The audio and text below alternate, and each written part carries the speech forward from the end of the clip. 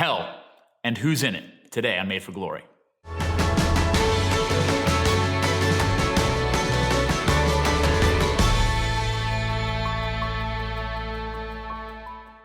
There's a great scene in the beginning of The Adventures of Huckleberry Finn where Huck is talking to the lady who has adopted him, the widow Douglas, and they're talking about being good so he can go to heaven. And she keeps telling him, you need to be good and follow these rules so you can go to heaven. He's asking about heaven and, why would I want to go there? She says, heaven is wonderful. All you do is sit on a cloud and play a harp all day long. And Huck's kind of like, oh, that sounds terrible. And he says, well, do you think my friend Tom Sawyer is going to be there? And she says, like, no, Tom Sawyer is definitely not going to go to heaven. He's going to go to hell. So he's like, well, I think I'd rather go there.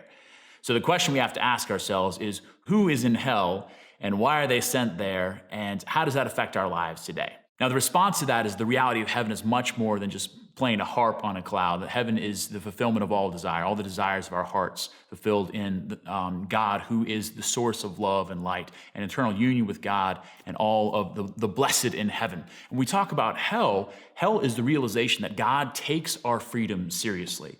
So rather than thinking about God as one who's looking for an excuse to send you to hell, that God gives us commandments, God gives us invitations of how we are called to live our lives, to turn from sin, which ultimately hurts us, hurts our relationship with ourselves, with God, and with others, to turn away from sin and turn towards life.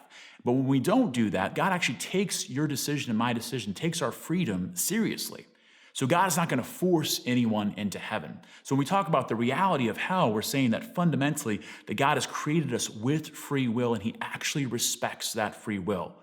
So that if we choose loneliness, if we choose bitterness, if we choose to live in hatred of ourselves, hatred of God, hatred of one another, then God's not going to force us to forsake that. That's our invitation. God invites us to turn away from that. And that's really what Jesus offers to us, is a new way of living. His salvation that's offered to us is to set us free from what we call sin that doesn't free us, but ultimately that puts us in chains, that keeps us in bondage, because God wants us to live forever with him in heaven. So hell is a reality. It's a reality of our faith. It's, in a sense, the necessary consequence of freedom. And so God invites us to live our lives in a way that turns from our own prisons of sometimes self-imposed prisons of sin and open ourselves up to the grace, to the new life that he offers for us.